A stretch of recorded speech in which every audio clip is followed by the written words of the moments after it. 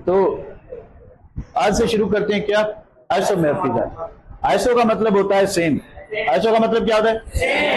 अब इसमें होगा क्या कि कंपाउंड डिफरेंट होंगे। कंपाउंड क्या होंगे? शेप सेम होगा। शेप क्या होगा? सेम। अब ये देखें, सोडियम क्लोराइड मैग्नीशियम ऑक्साइड, क्या ये सेम कंपाउंड है कि डिफरेंट है? डिफरेंट कंपाउंड है, पर इनका ज्योमेट्रिकल शेप जो है वो क्या है? क्यूबिक है। कौन सा क्यूबिक? ये वाला। यानी सोडियम क्लोराइड का और मैग्नीशियम ऑक्साइड का both are different compound, sodium chloride and magnesium oxide. These are the two different compounds, but their shape is same. तो such pair of compounds जो different compounds हो पर उनका मॉलिक्यूलर या geometrical जो शेप है वो क्या हो? सेम हो, तो उनको हम क्या कहते हैं? आइसोमॉर्फ कहते हैं। ठीक है, तो आइसोमॉर्फ में ज्योमेट्रिकल शेप के साथ साथ एक और चीज सेम होती है, that is atomic ratio. That is what? Atomic ratio. देखें, एक सोडियम एक क्लोरीन 1:1, एक मैग्नीशियम एक ऑक्सीजन 1:1। ठीक है, similarly sodium nitrate 1:1:3, calcium carbonate 1:1:3। Now ये देखें, ये कंपाउंड डिफरेंट है पर इनका क्या है कि जो शेप है वो सेम है, वो ये वाला।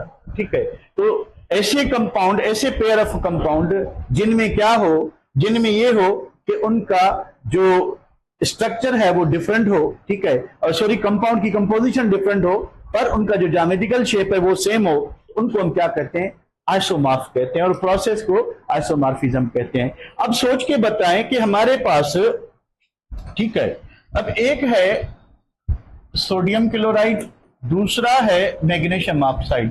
कंपोजिशन की बात करें तो एक बना हुआ है सोडियम आयन का और क्लोराइड आयन का, दूसरा बना हुआ है मैग्नीशियम आयन का एंड ऑक्साइड आयन का। ठीक है, अब देखें, नेचर ऑफ कंपोजिशन जो है दोनों की क्या है? डिफरेंट है।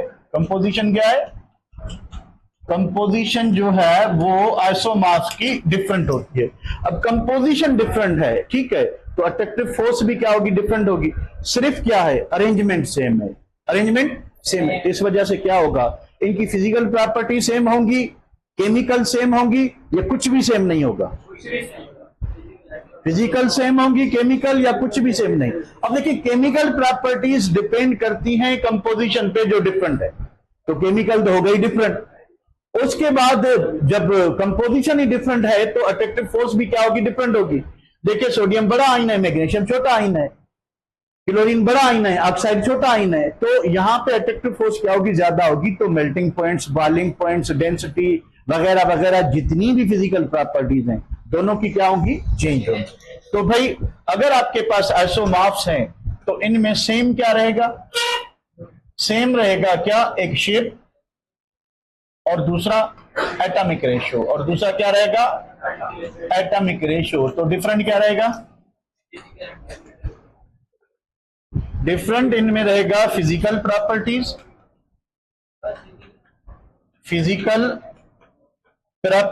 और केमिकल प्रॉपर्टीज दोनों डिफरेंट होंगी। अब देखिए, हम कहते हैं, ठीक है, कि physical properties arrangement of particles पे डिपेंड करती हैं। अरेंजमेंट तो सेम है, ठीक है, अरेंजमेंट तो दोनों की क्यूबिक है ना, फिर प्रॉपर्टीज चेंज क्यों है? कंपोजिशन सेम नहीं है। कंपोजिशन, तो आगे जो हम पॉलीमॉर्फिज्म पढ़ेंगे उसमें क्या है कि कैल्शियम कार्बोनेट एक ही कंपाउंड है, कंपोजिशन सेम है, कैल्शियम आयन कार्बोनेट आयन, पर अरेंजमेंट डिफरेंट है। ठीक है, तो दो फॉर्म्स में मिलता है हमें, एक कैल्साइड और दूसरा एरिगोडाइट। ठीक है, तो कंपोजिशन सेम है तो केमिकल प्रॉपर्टी सेम होंगी, पर क्योंकि अरेंजमेंट डिफरेंट है इस वजह से क्या चेंज होगी? फिजिकल, पर उनकी केमिकल कंपोजिशन क्या थी? सेम थी। यहां पे देखें, फिजिकल प्रॉपर्टीज डिफरेंट क्यों है? अरेंजमेंट सेम है क्योंकि कंपोजिशन चेंज है, nature of attractive force change है। नेचर सेम है पर extent of attractive force change है। इसमें क्या होगी? ज्यादा होगी, इसमें क्या होगी? कम होगी, क्योंकि इनकी जो लेटाइस एनर्जी होती है वो डिपेंड करती है चार्जेस पे। इधर क्या है? +1 -1, इधर -2। जितना मैग्नीट्यूड ऑफ अपोजिट चार्जेस ज्यादा होगा तो अट्रैक्टिव फोर्स क्या होंगी? ज्यादा होंगी। तो मेल्टिंग पॉइंट, बॉइलिंग पॉइंट वगैरह किसकी ज्यादा होगी? इसकी होगी। तो ये बात समझ आ गई। तो आइसोमॉर्फ्स क्या होते हैं? सेम कंपाउंड और डिफरेंट कंपाउंड? सेम और डिफरेंट कंपाउंड डिफरेंट होते हैं। सेम क्या होता है? एक शेप सेम होता है, दूसरा एटॉमिक रेशियो। तो जो भी आइसोमॉर्फ्स होंगे उनका एटॉमिक रेशियो सेम होगा। उसके बाद क्या होगा? उसके बाद ये है कि इनकी जो डिफरेंट क्या होगा, क्योंकि इनकी केमिकल कंपोजिशन डिफरेंट है तो इनकी केमिकल प्रॉपर्टीज डिफरेंट होंगी, और क्योंकि कंपोजिशन चेंज है तो इस वजह से फिजिकल भी चेंज होंगी। ठीक है, अच्छा अब आते हैं नेक्स्ट चीज क्या है? पॉलीमॉर्फिज्म। पॉली में क्या होता है? इसमें कोई बेटा दिक्कत, कोई चीज ना समझने वाली? चले, अब नेक्स्ट चीज क्या है? पॉलीमॉर्फिज्म। पॉलीमॉर्फिज्म, पॉलीमॉर्फिज्म में क्या होगा कि कंपाउंड जो है, अ कंपाउंड या सेम कंपाउंड कह लें, ठीक है, same compound under different conditions exist in 2 or more geometrical shapes, यानी ऐसा कंपाउंड, एक ही कंपाउंड हो, कंपाउंड चेंज नहीं है, जरा कीवर्ड देखें कि सेम कंपाउंड है, डिफरेंट कंडीशंस चेंज करने से अरेंजमेंट चेंज हो जाएगी पर कंपोजिशन चेंज नहीं होगी, क्योंकि कंपाउंड सेम तभी कहलाएगा ना जब उसकी कंपोजिशन सेम रहेगी। तो थोड़ी सी कंडीशन चेंज करके हम इनकी अरेंजमेंट चेंज कर सकते हैं। उससे क्या होगा? क्योंकि कंपोजिशन सेम रही है तो केमिकल प्रॉपर्टीज क्या रहेंगी? सेम रहेंगी। केमिकल क्या रहेंगी? सेम रहेंगी, पर क्योंकि अरेंजमेंट चेंज हो गई तो फिजिकल क्या हो जाएंगी? डिफरेंट हो जाएंगी। तो ये जो आपका कैल्शियम कार्बोनेट है, ये 2 फॉर्म्स में एग्जिस्ट करता है। Number 1 is the calcite. अब कैल्साइट में भी क्या मौजूद है? Calcium ion and carbonate ion, ठीक है, और इसका जो शेप है वो क्या होता है? ट्राइगोनल होता है, ठीक है। And other form is the aragonite, ठीक है, इसकी कंपोजिशन भी वही है, कोई चेंज नहीं है, एंड कार्बोनेट आयन, ठीक है, पर इसका शेप चेंज है, ऑर्थोरोम्बिक, ठीक है। अब देखें, क्योंकि कंपोजिशन सेम है, कंपोजिशन क्या है? सेम है, तो इनकी क्या होगी? सेम केमिकल प्रॉपर्टीज जो हैं वो क्या होंगी? सेम होंगी, ठीक है, पर क्योंकि अरेंजमेंट डिफरेंट है, ठीक है, तो फिजिकल क्या होंगी? डिफरेंट होंगी। फिजिकल प्रॉपर्टीज जो हैं वो डिफरेंट होंगी, क्योंकि due to different arrangement different होने की वजह से इनकी फिजिकल प्रॉपर्टीज चेंज होंगी। केमिकल सेम होंगी ड्यू टू सेम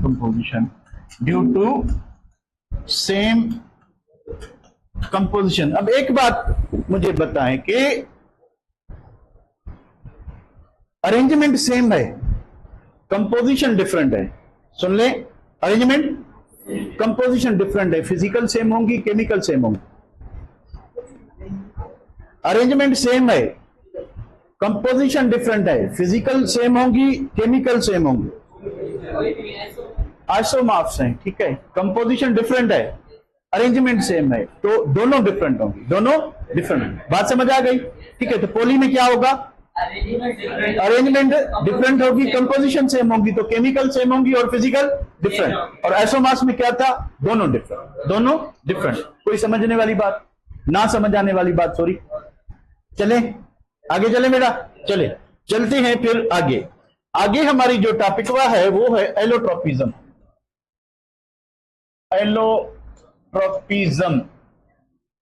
अब वहां पे क्या था कि डिफरेंट कंपाउंड थे, शेप सेम था, फिर कंपाउंड सेम था, दरिया रखे चुप कर, ठीक है, फिर क्या था कि कंपाउंड सेम था, कंपाउंड क्या था?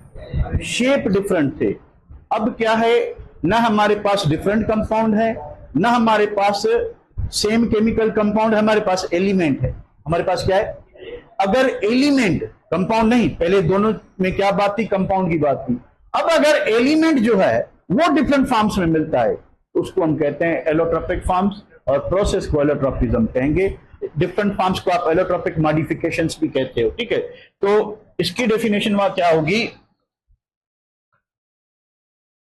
The existence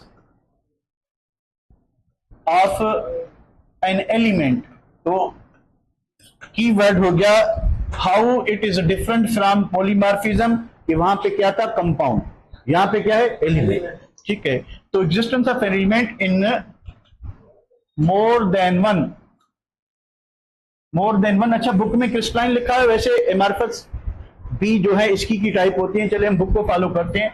more than one crystalline forms, more than one crystalline forms, ठीक है। तो इसको क्या कहेंगे, इस कॉल्ड पॉलीमर एलोट्रॉपिज्म, सॉरी एलोट्रॉपिज्म। तो डिफरेंट फॉर्म्स को क्या कहेंगे, डिफरेंट फॉर्म्स आर कॉल्ड, इनको कहते हैं allotropic forms. Allotropic forms are इनको कहते हैं एलोट्रोपिक मॉडिफिकेशंस, एलोट्रोपिक मॉडिफिकेशंस, ठीक है। तो अगेन मैं आपको बताता चलूं कि हमारा बुक कहता है कि ओनली कौन सी फॉर्म, क्रिस्टलाइन फॉर्म्स एलिमेंट की, ठीक है। पर जनरल कॉन्सेप्ट ये है कि all different crystalline as well as amorphous, दोनों फॉर्म जो हैं वो एलोट्रोपिक फॉर्म्स ही होती है, ठीक है। दोनों फॉर्म एलोट्रोपिक होती है, पर डोंट फॉरगेट कि हमें अपने बुक को फॉलो करना है, ठीक है। So we have to follow this for the knowledge, ये हो आपके पास होना चाहिए, ठीक है। बाकी हमने फॉलो जो है इसको करना है। एक बात ये हो गई। अब देखें, सेम रीजन है कि एलिमेंट एक ही है, डिफरेंट कंडीशंस में उसकी अरेंजमेंट क्या हो गई, डिफरेंट हो गई। इस वजह से एलिमेंट डिफरेंट फॉर्म में मिला। जिस तरह से पॉलीमॉर्फस कंपाउंड था कि भाई कंपोजिशन सेम थी पर under different set of conditions. अब देखिए ये मिनरल्स है ना, कंपाउंड जो है ये अर्थ के जो है डिफरेंट लेयर्स में बनते हैं, डेप्थ में बनते हैं, ठीक है। अब हर डेप्थ में कंडीशन क्या होती है, चेंज होती है। तो इसी वजह से जो है उनकी अरेंजमेंट डिफरेंट हो गई, कंपोजिशन सेम रही। अब ये जो एलिमेंट है, कार्बन हो गया, डायमंड हो गया, ये भी आपको जो है इसी तरह से अर्थ की डिफरेंट डेप्थ्स में मिलते हैं। इसी वजह से इनकी अरेंजमेंट क्या हो जाती है, डिफरेंट हो जाती है। पर कार्बन कार्बन ही रहता है, चेंज नहीं होता। हाँ, उनके जो बॉन्डिंग पैटर्न है, जो अरेंजमेंट है, वो चेंज हो जाती है। इस वजह से आपको यहां पे भी क्या मिलेगा कि क्योंकि कंपोजिशन सेम है तो एलोट्रोपिक फॉर्म्स की क्या सेम होगी, केमिकल प्रॉपर्टीज के फिजिकल क्या होगी, केमिकल प्रॉपर्टीज के फिजिकल, केमिकल क्या होंगी, सेम होंगी, ठीक है। और फिजिकल क्या होंगी, डिफरेंट, ठीक है, क्योंकि अरेंजमेंट चेंज है, ठीक है। तो भाई allotropic forms have same chemical properties. अब इसमें कोई एटॉमिक रेशो वाला चक्कर होगा क्या, एक ही एलिमेंट है, क्या रेशो, कोई रेशो नहीं है, ठीक है, एक ही एलिमेंट है। तो एटॉमिक रेशो जो है वो आइसोमॉर्फिज्म में था, पॉली में भी नहीं था, ठीक है। तो allotropic forms have same chemical properties but different. अब ये बार बार लिखना जरूरी है कि सेम केमिकल प्रॉपर्टीज क्यों है, क्यों है, same composition, same chemical composition के लिए कि क्या सेम है, फिजिकल प्रॉपर्टी, बट डिफरेंट क्या है, डिफरेंट केमिकल, सॉरी फिजिकल। क्यों डिफरेंट है, physical properties due to arrangement, properties due to arrangement, ठीक है, ठीक है, डिफरेंट अरेंजमेंट, डिफरेंट अरेंजमेंट। एक बात ये हो गई, चलें इसको आगे बढ़ाते हैं।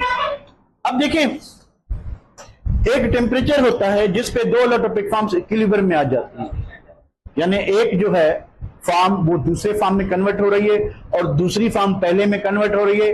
रफ्तार सेम है, रफ्तार क्या है, सेम है, ठीक है, रफ्तार सेम है।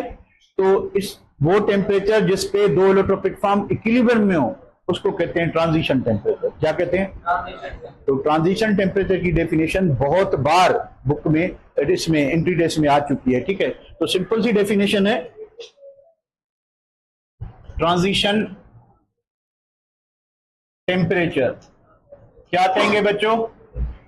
डेफिनेशन है अ टेम्परेचर एट विच क्या होना चाहिए? 2 allotropic forms exist at equilibrium. कोई बताएगा कौन सा इक्विलिब्रियम हो सकता है? डायनामिक या स्टैटिक? डायनामिक। दोनों सॉलिड हैं, डायनामिक होगा या स्टैटिक होगा? सोच के बताएं। अब देखें, दोनों सॉलिड हैं, सॉलिड में पार्टिकल्स रेंडमली मूव करते हैं, तो इक्विलिब्रियम में डायनामिक में क्या होता है कि पार्टिकल्स मूव करें, पर वाइब्रेशनल मोशन तो होती है ना। अब इनमें जरूर कुछ होगा तो अरेंजमेंट चेंज होगी। अरेंजमेंट में क्या होगा कि एटम साइंस मॉलिक्यूल्स मूव करेंगे तो चेंज आएगी, वरना तो नहीं आएगी। तो क्या होता है कि ठीक है इक्विलिब्रियम। अब देखें, आपके पास है rhombic sulphur. Rhombic sulphur is also called alpha sulphur. Also called, इसको क्या कहते हैं? Alpha sulphur. ये एक एलोट्रोपिक फॉर्म है। ठीक है, क्या होता है भाई? एसिड। ठीक है, तो इसका जो क्रिस्टलाइन शेप है वो रोम्बिक है। ठीक है, फिर दूसरा होता है मोनोक्लिनिक, एक अस्पताल, मोनोक्लिनिक। इसको क्या कहते हैं? बीटा सल्फर भी कहते हैं और इसको प्रिज्मेटिक सल्फर भी कहते हैं। ट्रांसपेरेंट होता है, प्रिज्म का काम करता है।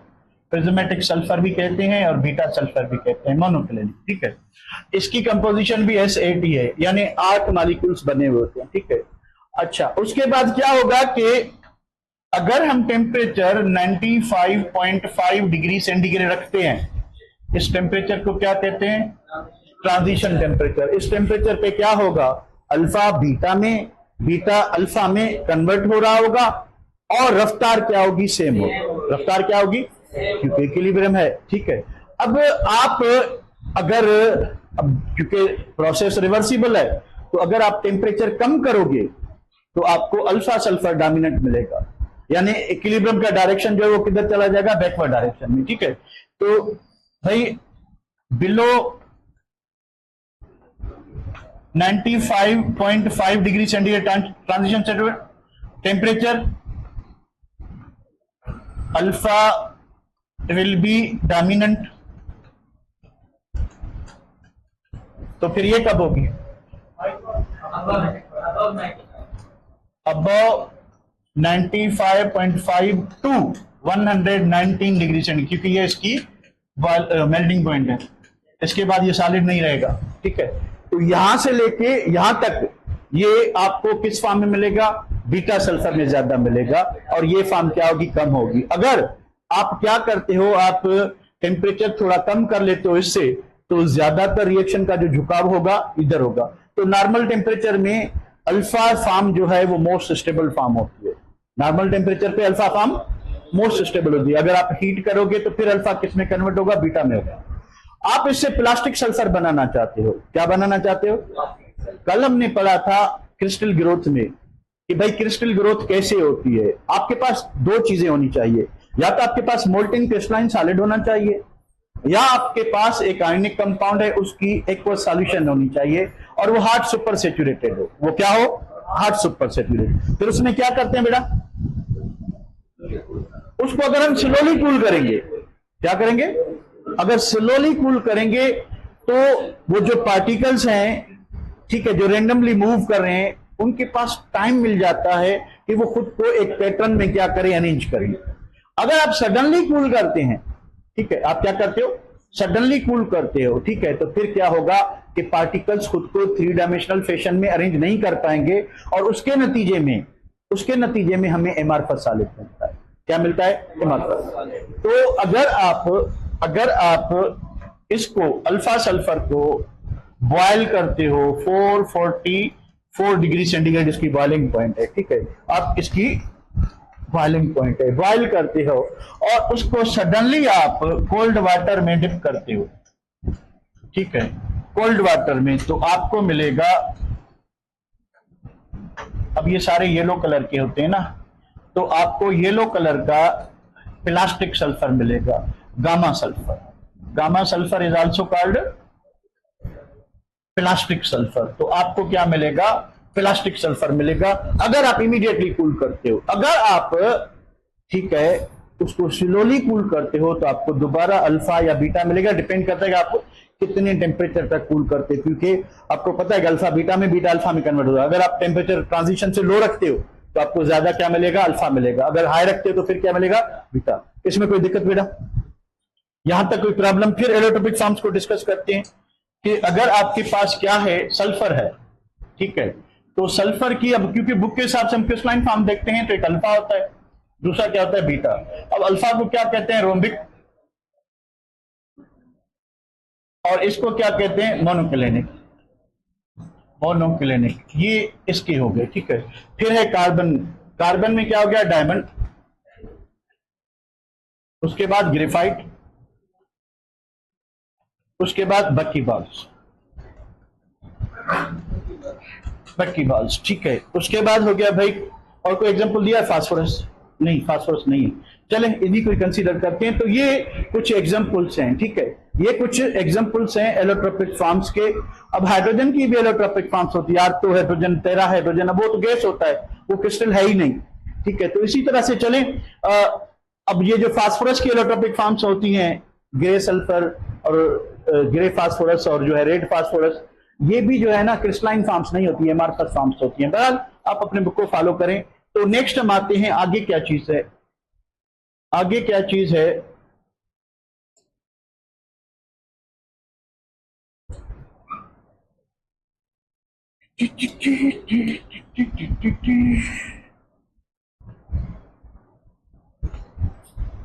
इसके आगे है types of ionic crystals, types of ionic crystals, ठीक है। वैसे तो हमें सिलेबस में 2 दिए हैं, पर हम चारों को बस उसकी कंपैरिजन डिस्कस कर लेते हैं, बाकी डिस्कस हम आयोनिक और मॉलिक्यूलर करते हैं, ठीक है बेटा। तो पहली बात कि ये जो सॉलिड है आपके पास, ठीक है, आपके पास क्या है, सॉलिड है, ठीक है। अब सॉलिड जो है वो 2 टाइप के हो सकते हैं, कौन कौन से भाई, क्रिस्टलाइन, और कौन सा हो सकता है, एमॉर्फस। अब ये जो टाइप्स हैं ये किस बेसिस पे हैं, on the basis of arrangement, on the basis of arrangement. तो अरेंजमेंट ऑफ पार्टिकल्स के बिना पे सॉलिड 2 टाइप के हैं, क्रिस्टलाइन और एमॉर्फस। फिर जो क्रिस्टलाइन सॉलिड हैं इनको आप क्या कहते हो, क्रिस्टल्स भी कहते हो। क्रिस्टल क्या है कि एक होमोजीनियस सॉलिड है जो जिसमें 3 डायमेंशनल पैटर्न में एटम्स अरेंज हो, ठीक है। अब इसके 4 टाइप्स होते हैं, कौन कौन से भाई, आयोनिक सॉलिड्स, उसके बाद कोवेलेंट सॉलिड्स, उसके बाद मेटेलिक सॉलिड्स। अब सॉलिड्स कह लें या क्रिस्टल्स कह लें, आयोनिक क्रिस्टल्स ही लिख लें, एक ही बात है, crystals, covalent crystals, metallic crystals, और कौन रह गया, मॉलिक्यूलर, मॉलिक्यूलर क्रिस्टल्स। अब ये जो 4 टाइप्स हैं ये किस बेसिस पे हैं, किस बेसिस पे इनको 4 टाइप्स में क्लासिफाई किया गया है? 2 रीजंस हैं, एक कंपोजिशन किसके बने हुए हैं और नेचर ऑफ अट्रैक्टिव फोर्स के बांड कौन सा है। तो 2 बेसिस पे आप क्रिस्टलाइन सॉलिड को 4 टाइप में क्लासिफाई करते हैं, ठीक है।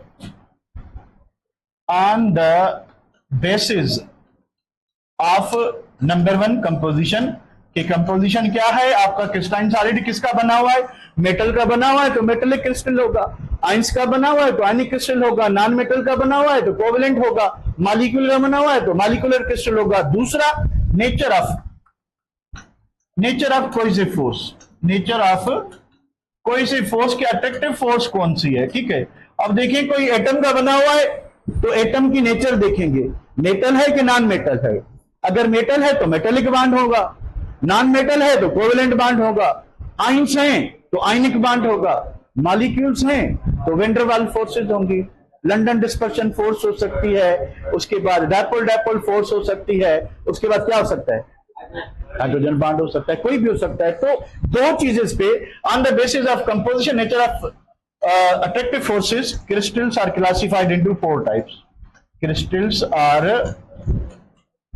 classified into four types. तो क्रिस्टल्स को हम 4 टाइप्स में क्या करते हैं, क्लासीफाई करते हैं। यहां तक किसी को परेशानी बेटा? तो 2-3 हमने छोटी छोटी टॉपिक की हैं, छोटी छोटी बिल्कुल। आइसोमॉर्फिज्म, ठीक है, पॉलीमॉर्फिज्म, एलोट्रॉपिज्म, ट्रांजिशन टेम्परेचर। अब नई बात है कि जो सॉलिड्स होते हैं या तो वो अरेंजमेंट की बेसिस पे क्रिस्टलाइन होते हैं या फिर एमॉर्फस होते हैं। फिर ये जो क्रिस्टलाइन सॉलिड हैं, ये जो क्रिस्टलाइन सॉलिड हैं, अब तू मोबाइल ही दिस दे जा या गलाइन या मोबाइल दिस दो पूरी क्लास में वे चंगे नमूने फजीलत सां वे। तो भाई सॉलिड जो क्रिस्टलाइन सॉलिड हैं, ठीक है, वो 2 बेसिस पे, एक उनकी कंपोजिशन क्या है, किसके बने हुए हैं, और दूसरा वो जो कंपोजिशन है, जो सब्सटेंस हैं, जो पार्टिकल्स हैं, उनमें अट्रैक्टिव फोर्स कौन सी है। उस बेसिस पे सॉलिड जो है वो 4 टाइप्स के, ठीक है। कौन से 4 टाइप? तो इसको हम कंपैरिजन कर लेते हैं, ठीक है। किधर गया?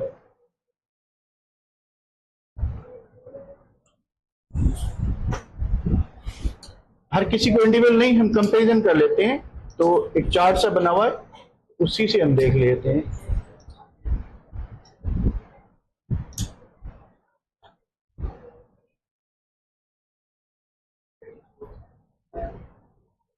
अब ये हो गई कंपैरेटिव स्टडी इन चारों क्रिस्टल्स की, ठीक है।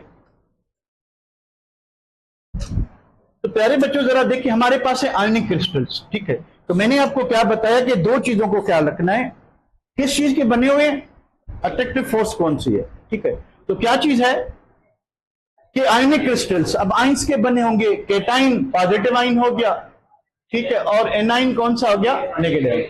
तो पहली बात कि ये पॉजिटिव आइन और नेगेटिव आइन के बने होंगे, पॉजिटिव आइन और नेगेटिव आइन के बने होंगे, ठीक है। दूसरी बात क्या है, नेचर ऑफ बॉन्ड। अब पॉजिटिव आइन और नेगेटिव आइन में अट्रैक्टिव फोर्स कौन सी होगी, आयनिक बॉन्ड होगा, ठीक है। अब आयनिक बॉन्ड स्ट्रांग है कि वीक है? तो इनको क्या होना चाहिए, हार्ड होना चाहिए, सॉफ्ट, हार्ड होंगे। उसके बाद आयनिक बॉन्ड अगर स्ट्रांग है तो इनकी मेल्टिंग और बॉइलिंग पॉइंट लो होगी कि हाई होगी, हाई होगी। उसके बाद अगर आयनिक बॉन्ड स्ट्रांग है, ठीक है, और क्या ये पानी में डिजोल्व होंगे कि नहीं होंगे, वाटर सॉल्युबल होंगे कि इनसॉल्युबल होंगे, दोनों होते हैं, कंडीशनल है। ज्यादातर आयनिक कंपाउंड जनरली ये है कि सॉल्युबल हो जाते हैं। अब जिनकी जो हाइड्रेशन एनर्जी है, हीट ऑफ हाइड्रेशन है, वो लेटाइस एनर्जी से ज्यादा है, तो ये डिजोल्व हो जाते हैं। पर अगर लेटाइस एनर्जी ज्यादा और हाइड्रेशन कम है तो काफी आयनिक कंपाउंड ठंडे पानी में डिजोल्व नहीं होते, फिर हमें पानी को क्या करना पड़ता है, गर्म करना, थोड़ी एडिशनल एनर्जी देनी पड़ती है। तो ये कंडीशनल है, पर ज्यादातर जनरली क्या होता है कि ये पानी में डिजोल्व हो जाते हैं। पानी में जैसे ही डिजोल्व होंगे तो क्या बनेगा, पॉजिटिव आइन और नेगेटिव। अब अज्यूम करें कि ये सॉलिड है, अज्यूम करें ये सॉलिड है, ठीक है। सॉलिड है तो इनकी जो पार्टिकल्स हैं वो टाइटली पैक्ड होंगे और फ्री टू मूव होंगे कि फ्री टू मूव नहीं होंगे, मूव कर सकेंगे फ्रीली या नहीं, कर सकेंगे या नहीं, नहीं कर सकेंगे, तो ये बैड कंडक्टर होंगे। क्या होंगे? तो अंटिल ये जो आयनिक क्रिस्टल है वो सॉलिड फॉर्म में है, पार्टिकल्स टाइटली बाउंड है, पार्टिकल्स एक जगह से दूसरी जगह मूव नहीं कर सकते, ये बैड कंडक्टर है, ठीक है। जैसे ही हम इनको पानी में डिसॉल्व करते हैं तो लेटाइस ब्रेक हो जाता है, आइंस पानी में मूव करना शुरू करते हैं, तो इनकी जो सॉल्यूशन होती है वो गुड कंडक्टर होती है। इनकी सॉल्यूशन क्या होती है? Good conductor. या हम इनको क्या करते हैं? मेल्ट करते हैं, तो मोल्टेन स्टेट में ये क्या बन जाएंगे? लिक्विड। तो लिक्विड में आइंस मूव करेंगे, तो या तो ये मोल्टेन स्टेट में गुड कंडक्टर होते हैं या फिर एक्वस सॉल्यूशन में। एक और सवाल है, आपके पास मोल्टेन स्टेट है, आपके पास एक्वस सॉल्यूशन है, दोनों में ज्यादा कंडक्टर कौन होगा? सोच के बताएं, ज्यादा कंडक्टर कौन होगा?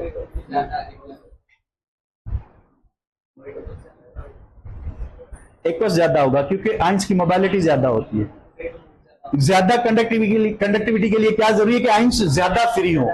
अब देखिए वो जो आपका लिक्विड मोल्टन स्टेट में भी होगा तो आइंस एक दूसरे के क्लोज होते हैं और उनके रीएसोसिएशन के चांसेस क्या होते हैं, ज्यादा होते हैं। जितने आइंस दूर होंगे, तो अगर आपके पास डाइल्यूट सॉल्यूशन है, कंसंट्रेटेड सॉल्यूशन है, तो डाइल्यूट सॉल्यूशन की कंडक्टिविटी कंसंट्रेटेड से ज्यादा होती है। कंसंट्रेटेड का मतलब क्या होगा, आइंस ज्यादा है, ज्यादा और क्या है, एक दूसरे के नजदीक है। आप क्या करें, अमाउंट आइंस की सेम लें और पानी बढ़ा दें, डाइल्यूशन ज्यादा कर दें, तो कंडक्टिविटी कंपेरेटिवली किसकी ज्यादा होगी, डाइल्यूट सॉल्यूशन की, क्योंकि कंडक्टिविटी नंबर ऑफ आइंस पे भी डिपेंड करती है। अब आइंस दूर दूर हैं तो रिकॉम्बिनेशन के चांसेस क्या है, कम है, तो डाइल्यूट सॉल्यूशन ज्यादा कंडक्टर होगी। ठीक है, तो बुक क्या कह रहा है कि ये केटाइन और एनाइन का बना होगा, आयनिक बॉन्ड होगा, और ये हार्ड होंगे, high melting point conductor in molten state और एक्वस सॉल्यूशन। अगर ऐड करें तो क्या होंगे, बेड कंडक्टर। बेड कंडक्टर कब होंगे,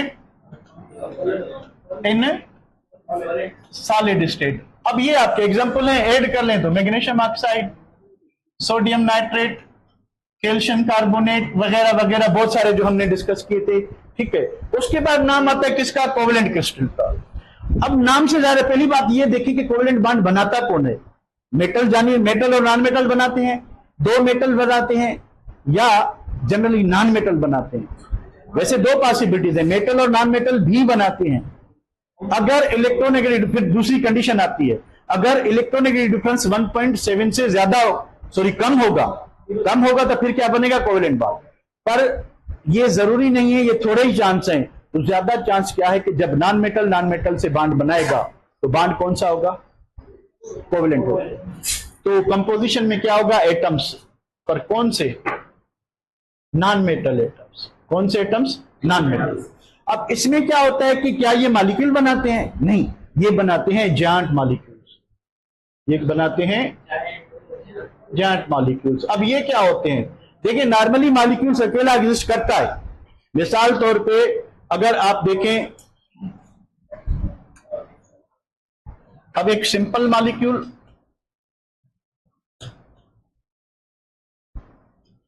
एंड जायंट मॉलिक्यूल, फर्क क्या होगा,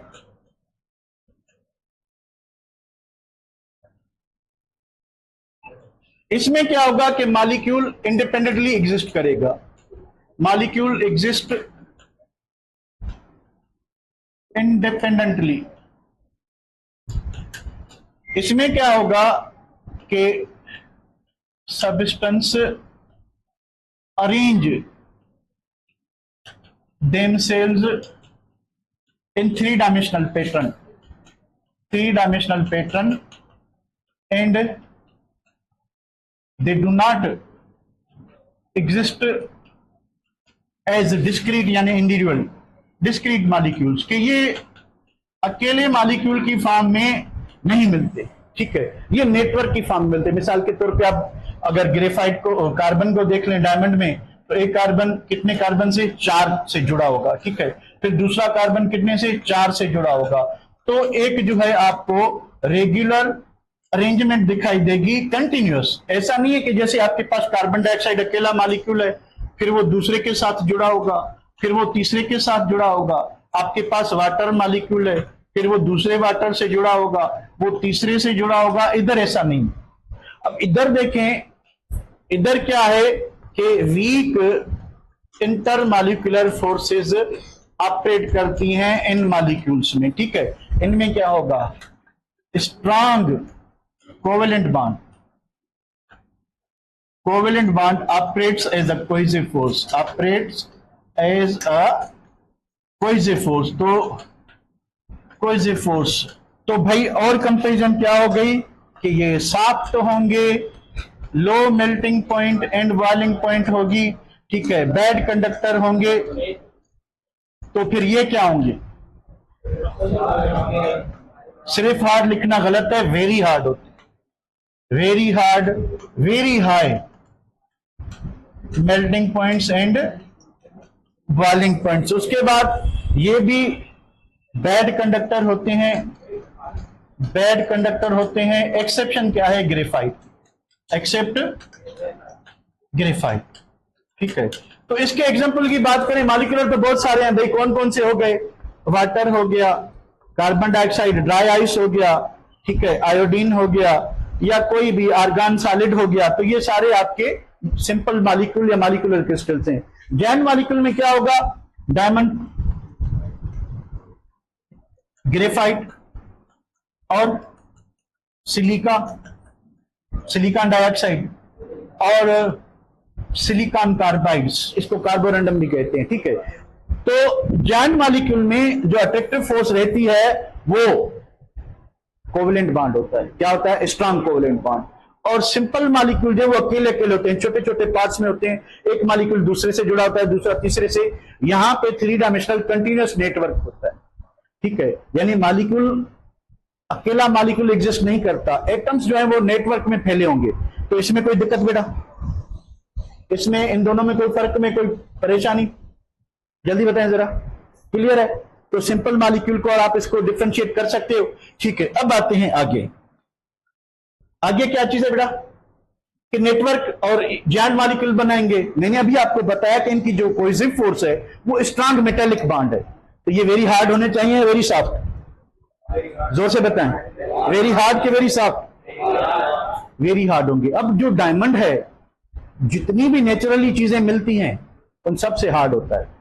it is hardest naturally known substance, कि सबसे ज्यादा जो हार्डनेस है वो किसकी है? वो डायमंड की है, ठीक है। उसके बरक्स ग्रेफाइट भी यही जैन मॉलिक्यूल की फॉर्म में मिलता है, पर वो सॉफ्ट होता है। अब उसकी सॉफ्टनेस की वजह है कि उसमें लेयर्स होते हैं। अब लेयर के अंदर जो स्ट्रक्चर है वो कोवेलेंट बॉन्ड है, जो बॉन्डिंग है, ठीक है।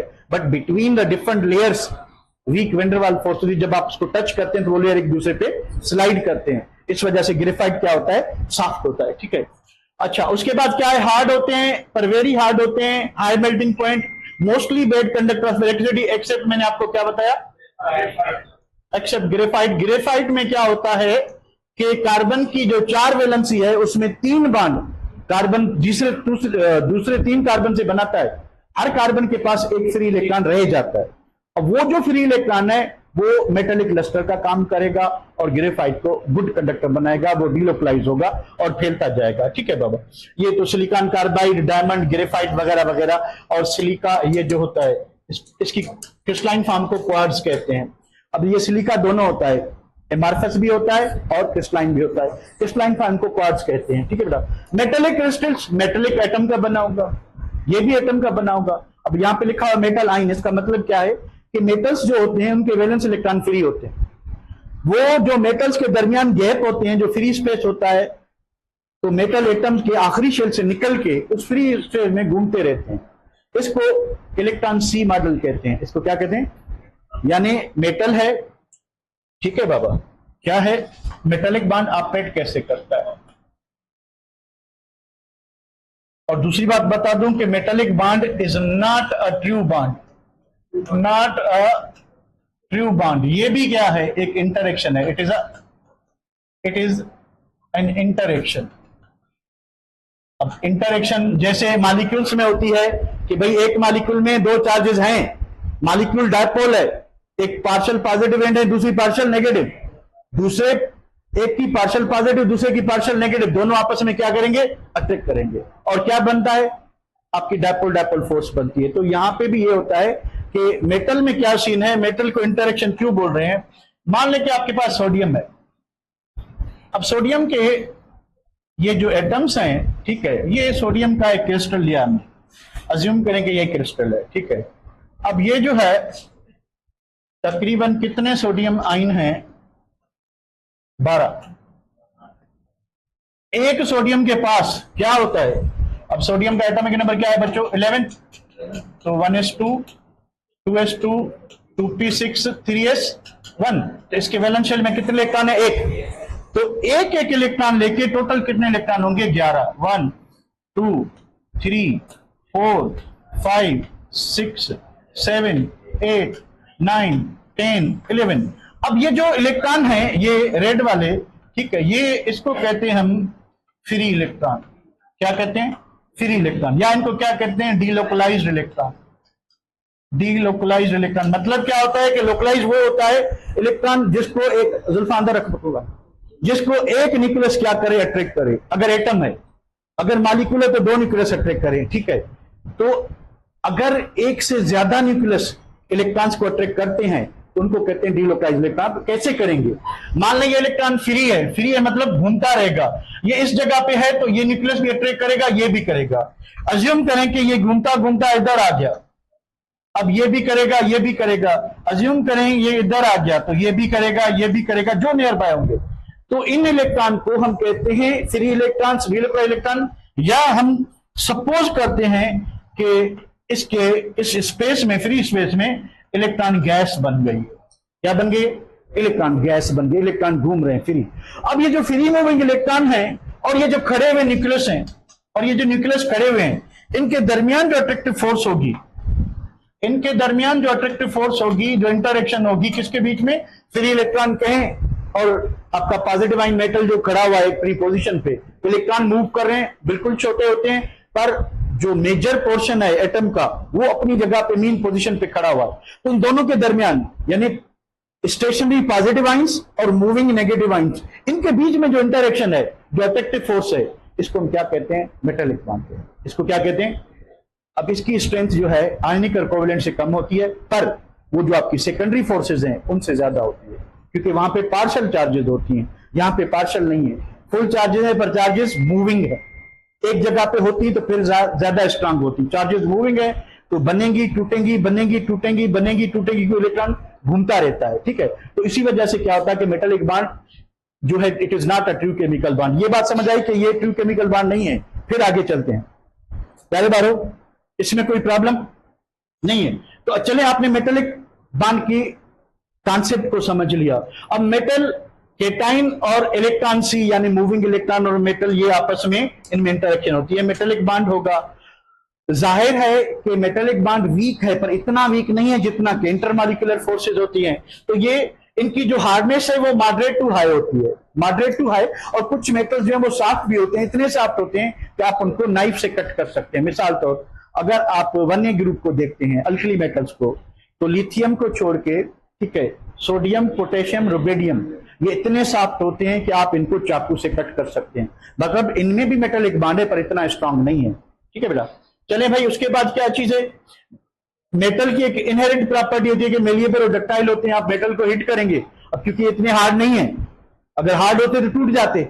ठीक है, अब क्योंकि ये इतने हार्ड नहीं है तो फिर क्या होता है कि शीट्स में फैलते हैं, शीट्स में फैलते हैं, और हम इनको मैकेनिकल फोर्स लगा के वायर में क्या कर सकते हैं? ड्रॉ कर सकते हैं, जिसको क्या कहते हैं? डक्टालिटी कहते हैं। ठीक है, और गुड कंडक्ट ऑफ इलेक्ट्रिसिटी। अब इलेक्ट्रिसिटी की जो कंडक्टिविटी है वो due to presence of free electron होती है, due to presence of free electron होती है। चले भाई, एग्जाम्पल सोडियम, एल्यूमिनियम, जितने भी मेटल है, मरकरी को छोड़ के, क्योंकि मरकरी क्या होता है?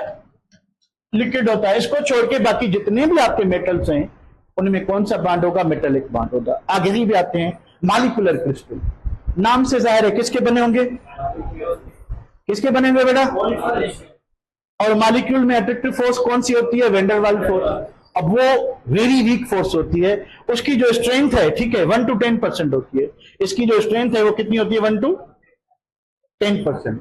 ठीक है, अब 1 to 10% होती है, अट्रैक्टिव फोर्स कम है तो क्या होंगे? हार्ड होंगे, सॉफ्ट होंगे, low melting point, boiling point, और बैड कंडक्टर होंगे, क्योंकि ये मॉलिक्यूल्स हैं और मॉलिक्यूल्स में चार्जेस नहीं होती, होती भी हैं तो पार्शियल होती हैं। ठीक है, और वो चार्जेस फ्री नहीं होती, इस वजह से ये बैड कंडक्टर होते हैं। आइस हो गया, आयोडीन हो गया, सल्फर हो गया, फास्फोरस हो गया। ठीक है, ये मॉलिक्यूलर सॉलिड है। वैक्स हो गई। ठीक है, बहुत सारे सॉलिड हैं जो आपको मॉलिक्यूलर फॉर्म में मिलते हैं। ठीक है, या आपके पास जो है नोबल गैसेस को आप सॉलिडिफाई कर लें तो ये कंपेरेटिव चार्ट में आई होप कि हमने सारी चीजें जो डिटेल में भी होनी थी वो भी डिस्कस कर ली है, इनकी कंपोजिशन, इनकी टाइप ऑफ नेचर फोर्स, फिर जहां पे डिफरेंसेस थे वो भी। अब हमारे सिलेबस में क्या है कि what is the difference between ionic and molecular? पहले ये बताएं, is there any similarity? Is there any similarity between ionic and molecular? तो जो इनकी प्रॉपर्टीज है वही डिफरेंस है। तो चलें कंपैरिजन स्टार्ट करते हैं। कंपोजिशन की बात करें डिफरेंस में, तो आयनिक किसके बने? आयंस के। मॉलिक्यूलर किसके बने? पहला डिफरेंस हो गया। कंपोजिशन की बात करें, आयनिक बॉन्ड कि कौन सा बॉन्ड? आयनिक बॉन्ड, वहां पे इंटरमॉलिक्यूलर फोर्सेस, दूसरा डिफरेंस हो गया। उसके बाद आयनिक बॉन्ड स्ट्रांग होता है, वो वेरी वीक होते हैं, तो ये हार्ड होंगे और ब्रिटल होंगे, ये सॉफ्ट और ब्रिटल होंगे, ये भी ब्रिटल होते हैं। देखें आइस, बर्फ को जैसे ही आप नीचे फेंकोगे या किसी हार्ड चीज से हिट करोगे तो वो भी टुकड़े टुकड़े हो जाती है। आयनिक क्रिस्टल में ये सिमिलरिटी, एक सिमिलरिटी हुई, कौन सी कि ये ब्रिटल होते हैं, पर ये हार्ड होते हैं, हार्ड एंड ब्रिटल, ये सॉफ्ट एंड ब्रिटल, ये सॉफ्ट एंड ब्रिटल। अच्छा, उसके बाद आए melting point high low, hard soft हो गया, ठीक है, ब्रिटल वगैरह भी हो गया। उसके बाद कंडक्टिविटी की बात करें तो कंडक्टिविटी में भी एक सिमिलरिटी है, bad conductor in solid state, sorry in solid state bad conductor, और ये भी क्या होते हैं, बेड कंडक्टर होते हैं। पर डिफरेंस कहां आएगा, एक्वस सॉल्यूशन में या मोल्टेन स्टेट में, तो फिर क्या आ जाएगा, डिफरेंस आ जाएगा, ठीक है। उसके बाद और क्या चीज है, बाकी एग्जांपल तो डिफरेंट होंगे ही होंगे। ब्रेक हो गई है, चले आप ब्रेक करें, ठीक है बेटा। कोई कुछ समझ नहीं आया तो मुझसे पूछ ले भले।